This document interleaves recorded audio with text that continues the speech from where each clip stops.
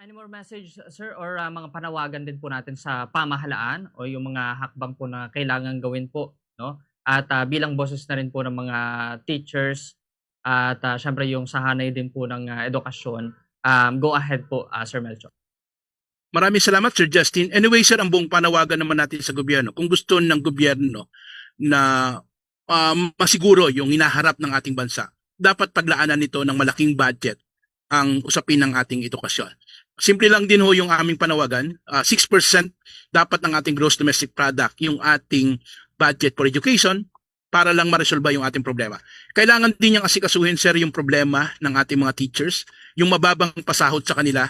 Kailangan, sir, talaga aprobahan na yung 50,000 na entry-level position na pay para sa mga teachers.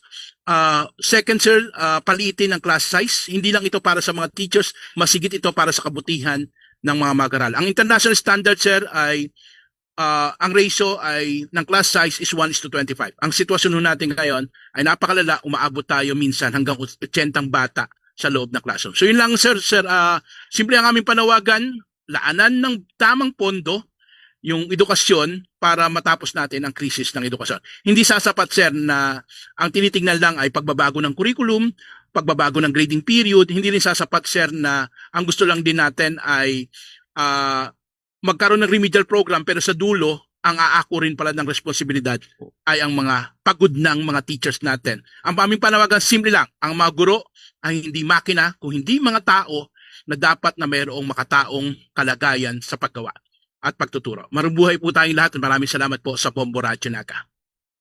Alright, Sir Melchor, so far that's all I have po. Alam ko, marami pa po tayong dapat mapag-usapan dito po sa sector din po ng education at other sector din po, Sir Melchor. Pero so far, yung po muna, Sir Melchor, naway sa mga susunod po nating programa ay maimbitahan po muli namin kayo live dito po sa ating programa, Sir Melchor.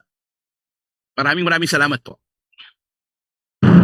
Yan mga kamombo, si Sir Melchor Cayabyab, ating pong nakapanayam at ang presidente po ng Center for Teachers Development and Human Rights, patungkol po dito sa nananatili na malaking hamon pa rin po ng pagpapabuti pagdating po sa quality education, kasabay na rin po ng pagtiyak sa kaligtasan at kapakanan din po ng mga bawat mag-aaral dyan po sa loob ng paaralan.